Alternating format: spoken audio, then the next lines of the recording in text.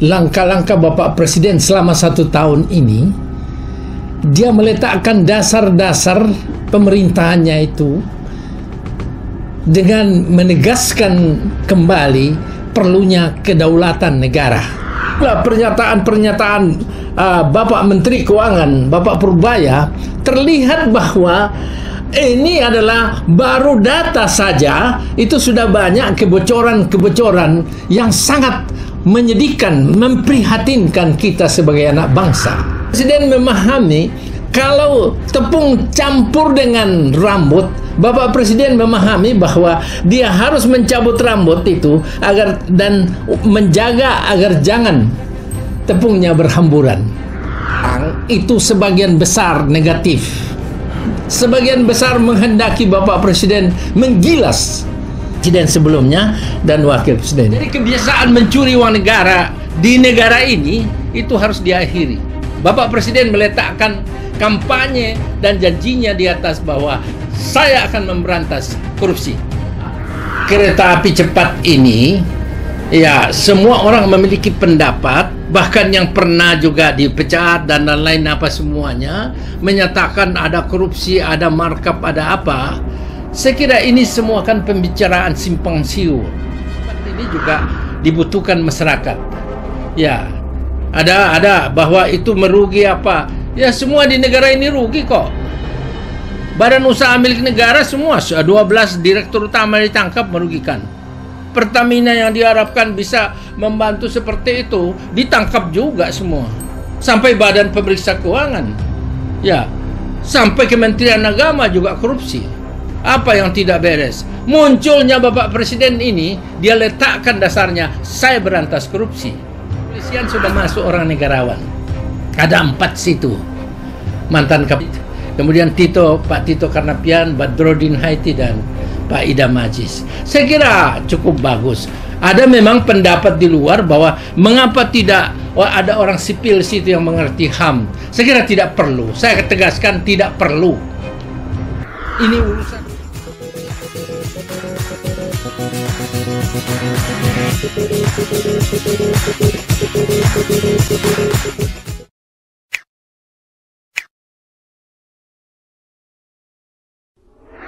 Satu tahun telah berlalu, di tengah sorotan publik dan tantangan global yang tak henti, Presiden Prabowo Subianto dinilai tengah meletakkan fondasi terpenting bagi masa depan bangsa, yaitu kedaulatan dan martabat nasional. Pengamat politik terkemuka, Dr. John Palinggi, mengungkap bahwa kedaulatan kita tidak hanya diukur dari persatuan, tetapi dari keberanian kita menghadapi data pahit, termasuk potensi kebocoran anggaran negara hingga ratusan triliun. Ini adalah momen pembuktian. Seperti analogi mencabut rambut dari tepung, Presiden harus bertindak strategis, menjaga stabilitas, sambil membersihkan segala bentuk penyelewengan.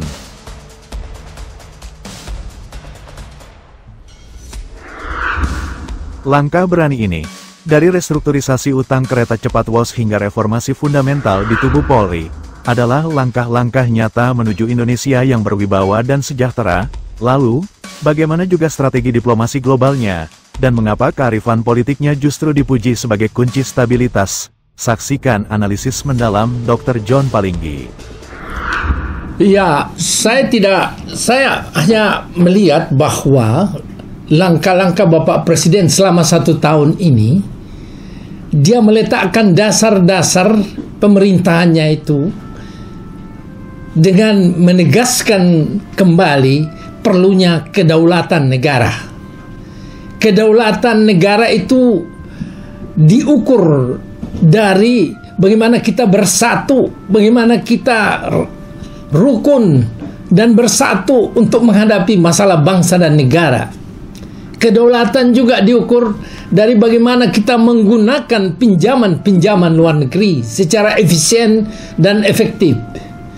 Kedaulatan juga diukur bagaimana kita memiliki harga diri sebagai masyarakat internasional, dan Bapak Presiden telah melangkah seperti itu. Saya perhatikan bahwa Bapak Presiden sangat menegaskan pentingnya martabat nasional. Martabat nasional yang harus kita miliki bersama untuk membangun bangsa dan negara. Memang langkah-langkah Bapak Presiden ini adalah menegaskan bahwa penggunaan pinjaman luar negeri ataupun dalam rangka pembiayaan anggaran pendapatan belanja negara atau anggaran pendapatan belanja daerah, provinsi, kabupaten, kota maupun lembaga-lembaga lain itu harus dilaksanakan dengan bertujuan bahwa muaranya itu buat kesejahteraan rakyat. Jadi dari sejumlah pernyataan-pernyataan Bapak Menteri Keuangan, Bapak Purbaya, terlihat bahwa ini adalah baru data saja, itu sudah banyak kebocoran-kebocoran yang sangat menyedihkan, memprihatinkan kita sebagai anak bangsa. Nah, langkah-langkah ini penting. Keberanian seperti itu sangat penting. Sebab kalau tidak berani melihat data, dan Bapak Menteri Keuangan itu sudah menjamin bahwa data itu berdasarkan hasil yang saya dapatkan dari semua instansi yang dia nyatakan itu, termasuk di dalamnya pengendapan 400 triliun dan lain sebagainya. Ini adalah masalah yang dihadapi Bapak Presiden. Tapi Bapak Presiden kan selalu menegaskan orang menghendaki Bapak Presiden ini segera melakukan tindakan-tindakan. Tidak seperti itu. Ini bukan di dalam rumah, di dalam RT RW atau kelurahan atau apa. Ini dalam bangsa dan negara. Bapak Presiden memahami kalau tepung campur dengan rambut, Bapak Presiden memahami bahwa dia harus mencabut rambut itu dan menjaga agar jangan tepungnya berhamburan. Seperti kasus yang dialami. Hampir 1 tahun kita heboh masalah-masalah yang terkaitan dengan presiden sebelumnya. Heboh bermacam-macam. Sampai-sampai hampir orang terkecoh dengan berita sana, berita sini. Tapi Bapak Presiden Prabowo memiliki suatu kearifan yang bersumber dari hatinya yang terpelihara untuk melihat bahwa Bapak Presiden Prabowo memahami bahwa pentingnya menghargai presiden-presiden sebelumnya dalam melanjutkan kepemimpinannya sebagai kepala pemerintahan dan kepala negara. Bapak Prabowo tidak langsung mengikuti arus bahwa dia harus menghukum Bapak Presiden sebelumnya. Tidak harus bahwa membuat wakil presiden seperti itu. Pandangan orang itu sebagian besar negatif. Sebagian besar menghendaki Bapak Presiden menggilas presiden dan wakil presiden sekarang ini. Presiden sebelumnya dan wakil presiden. Saya salut kepada Bapak Presiden bahwa dia memahami pentingnya menjaga nama baik orang. Terlepas dari ada mungkin kekurangan sana sini presiden-presiden sebelumnya, tetapi kita harus paham bahwa penyelenggaraan negara selama 10 tahun, dan saya ikuti sendiri, saya ada dokumennya juga. Kita ini kalau tidak dengan negosiasi Bapak Presiden sebelumnya dan timnya dengan negara Cina, mungkin kita sudah tutup. Saya ulangi, Bapak Presiden Prabowo sangat memahami peranan penting negara Cina, negara Tiongkok, Presiden Xi Jinping terhadap negara kita. Tidak bisa dipungkiri bahwa negara ini berlangsung dari 2014 sampai 2024. Ada perjanjiannya itu. Kita dibantu sepenuhnya dari segi proyek infrastruktur nasional maupun proyek infrastruktur lainnya. Jadi semua yang ada itu adalah bantuan kepercayaan pinjaman. Orang semua memelesetkan bahwa dia banyak disimpangkan sana sini, banyak dikorupsi. Itu kan masalah lain. Kalau kita berbicara untuk yang lebih besar, jangan soal-soal kecil kita masalahkan. Karena membangun negara harus berpikiran positif, berpikiran besar. Tidak mungkin negara begini mau dibangun dengan pikiran negatif, bermusuhan, mencaci maki seperti itu. Tidak mungkin. Tidak mungkin. Maka terima kasih Bapak Presiden Prabowo memahami itu. Banyak orang juga ribut tentang masalah Palestina.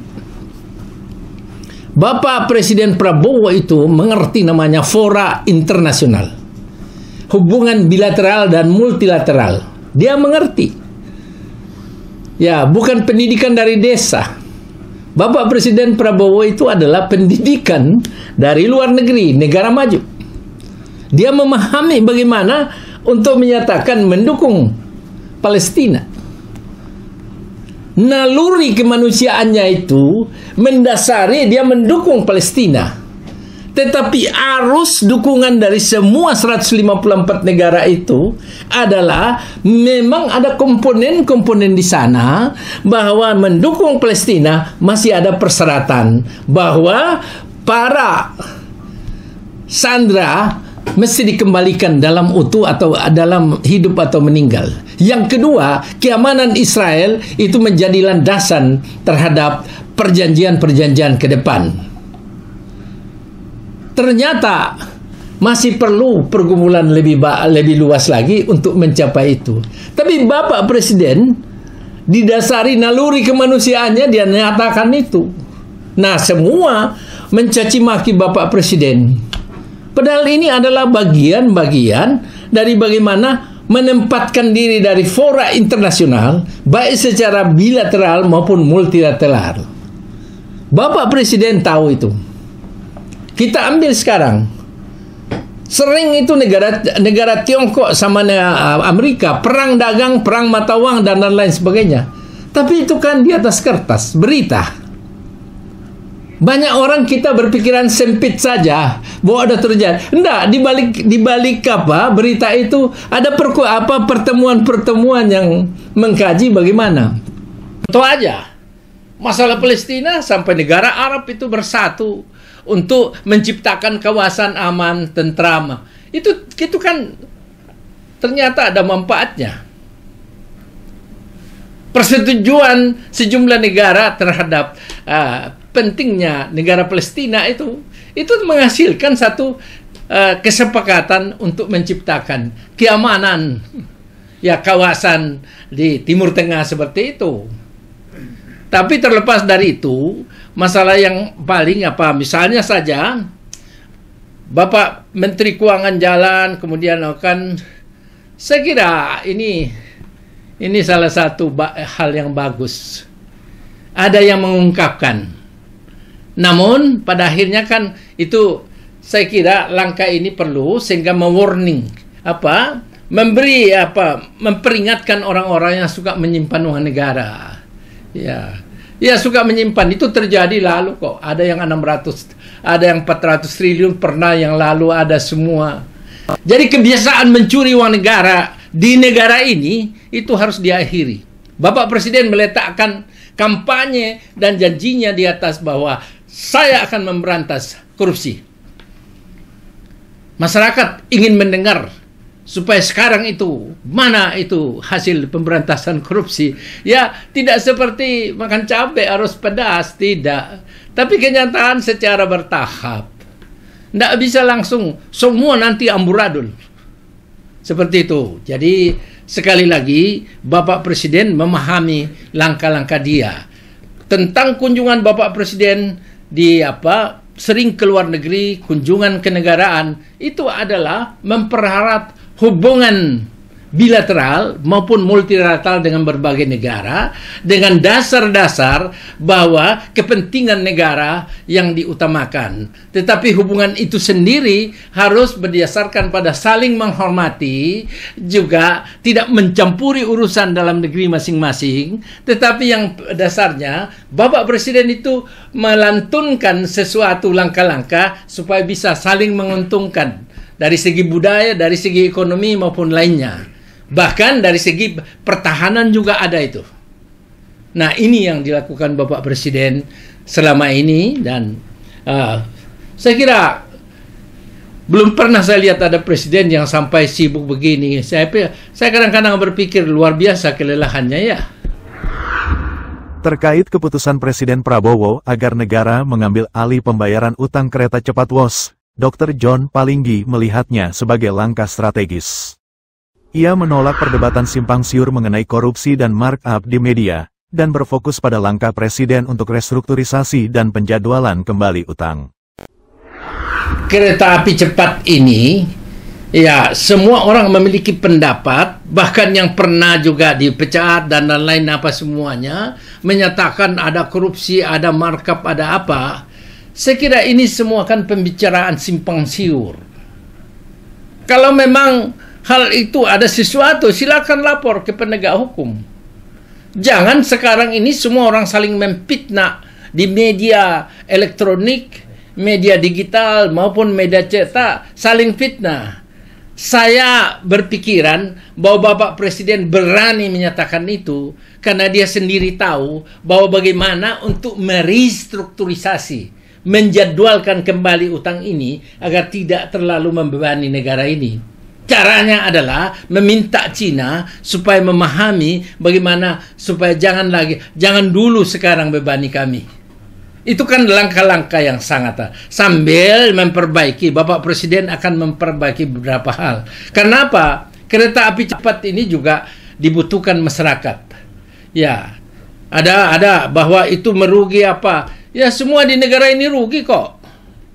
Badan usaha milik negara semua 12 direktur utama ditangkap merugikan. Pertamina yang diharapkan bisa membantu seperti itu ditangkap juga semua. Sampai Badan Pemeriksa Keuangan. Ya, sampai Kementerian Agama juga korupsi. Apa yang tidak beres? Munculnya Bapak Presiden ini, dia letakkan dasarnya saya berantas korupsi. Tetapi kan seni menyelesaikan utang kan ada. Namanya pembicaraan dengan bilateral antara Tiongkok dan Indonesia. Pasti ada timnya untuk membicarakan itu. Jadi supaya jangan terburu-buru hutang kita dibayar. Kalau salah menanggapinya akan timbul masalah. Silakan bayar hutang sekarang. Ada enggak yang mau bertanggung jawab? Saya kira tidak ya. Ya, tanggung jawab sepenuhnya memang harus Presiden. Dan dia tahu langkah-langkah untuk menyelesaikannya. Ya, saya perlu tegaskan bahwa Bapak Presiden itu juga walaupun tentara, tetapi dia mampu mengkalkulasi secara bagaimana dagang, bagaimana hubungan yang terkait dengan uang. Dia mampu mengkalkulasi itu. Langkah strategis lain yang disoroti adalah pembentukan Komite Reformasi Polri yang diketuai oleh negarawan seperti Jimli Asidiki. Dr. John Palinggi meyakini tim non-Polri di komite tersebut adalah negarawan yang memikirkan bangsa dan negara. Presiden terkait dengan tim reformasi Kepolisian Negara Republik Indonesia kan sudah dibentuk. Ya, sudah dibentuk. Ketuanya Pak Jimli Asidiki, saya kenal baik beliau. Jadi semua mereka yang non-Polri di sana, saya yakin mereka adalah negarawan ya. Negarawan yang memikirkan bangsa dan negara ini. Tetapi mereka juga harus memikirkan bagaimana supaya polisi ini bisa melaksanakan fungsinya sesuai Undang-Undang Nomor 2 tahun 2002. Karena pengalaman saya, ya selama 30 tahun lebih itu, saya lihat kepolisian sangat sulit melakukan tugasnya karena dengan interupsi berbagai LSM dan seolah-olah mereka lah itu yang lebih tahu penyelidikan, mereka yang seperti penegak hukum, menginterview penegak hukum seperti itu. Nggak bisa dijalankan dengan baik seperti itu. Belum lagi cercaan, cemoan, dan penghinaan, permusuhan kepada polisi. Nggak bisa jalan. Maka reformasi kepolisian harus mencantumkan terkait dengan kewibawaan polisi yang bisa diwujudkan dalam bentuk, ya misalnya cara memperlakukan masyarakat. Karena tujuan dari Undang-Undang Nomor 2 tahun 2002 itu adalah kepolisian mewujudkan keamanan dan ketertiban masyarakat dalam negeri sambil menegakkan hukum dan menghormati HAM. Jadi sebetulnya ini sudah, cuma kan sering diinterupsi. Ya, tidak usah jauh. Dari TV aja deh. Bagaimana saudara? Bapak bisa membuktikan. Seperti pemeriksa itu loh. Padahal tidak bisa. Yang namanya penyidikan tidak boleh dibuka itu. Tapi dasar teman-teman kan ingin seperti apa. Jadi polisi menjadi diperiksa oleh wartawan gitu loh. Ya, saya menghormati tugas wartawan. Cuma kalau ke depan itu kalau bisa aspek-aspek yang terkait kerahasiaan penyidikan itu nggak usah didiskusikan di media massa, nggak usah, tunggulah dan ada pertanggungjawaban daripada reserse kriminal terhadap masyarakat. Ya, kan banyak yang lalu itu seperti polisi itu bodoh sekali ya. Polisi itu salah, polisi itu saya harus bawa ke presiden misalnya, tapi nyatanya kan tetap aja bersalah. Ya, polisi tetap tegak dalam hal menegakkan hukum per hari ini. Namun kepahitannya juga banyak. Jadi kalau dikatakan ini reformasi kepolisian sudah masuk orang negarawan, ada 4 situ mantan Kapolri, Pak Listio Sigit, kemudian Pak Tito Karnavian, Badrodin Haiti, dan Pak Idam Aziz. Saya kira cukup bagus. Ada memang pendapat di luar bahwa mengapa tidak ada orang sipil situ yang mengerti HAM. Saya kira tidak perlu. Saya tegaskan tidak perlu. Ini urusan kenegaraan dan internal tidak pada tempatnya untuk dicampuri. Serahkan kepada Bapak Presiden, itu sudah mikirkan bagaimana supaya menyusun orang yang tepat dan memiliki loyalitas kepada negara dan juga kesetiaan juga pada Presiden. Ya, jadi ini penting sekali karena ini masalah bangsa negara. Tidak bisa asal naruh perwakilan, tidak bisa itu. Saya bilang tidak bisa. Ya, biarkan tim ini bekerja dan saya percaya akan menghasilkan sesuatu yang terbaik. Secara keseluruhan, Dr. John Palinggi optimis bahwa langkah-langkah Presiden Prabowo pasti bermuara pada stabilitas ekonomi dan lambat laun akan menuju stabilitas keamanan dan stabilitas politik di bangsa ini. Apapun yang dilaksanakan oleh Bapak Presiden, saya pribadi memahami dan sangat menyampaikan terima kasih karena langkah-langkah ini sering dianggap keliru, salah, maupun tidak baik. Tapi saya tahu jalan pemikirannya bahwa ini pasti muaranya akan bermuara kepada stabilitas kita, stabilitas ekonomi, dan lambat laun akan terjadi stabilitas keamanan di bangsa ini untuk menuju satu stabilitas politik. Politik juga harus berusaha menjaga diri. Para teman-teman yang berada di legislatif menjaga diri supaya mulailah sekarang memikirkan bagaimana supaya mendukung segala program itu supaya terwujud kesejahteraan rakyat bersama. Hindarilah, mulai sekarang usahakan hindarilah pemikiran-pemikiran di semua pejabat negara, mulai dari pusat sampai ke daerah. Sudah saatnya, sudahlah yang lalu kita sudah tidak usah pikirkan. Tapi ke depan ini berubahlah ke arah yang lebih baik supaya bangsa ini tetap tegak dan juga Bapak Presiden tenang untuk melaksanakan tugas-tugasnya sebagai kepala negara dan kepala pemerintahan.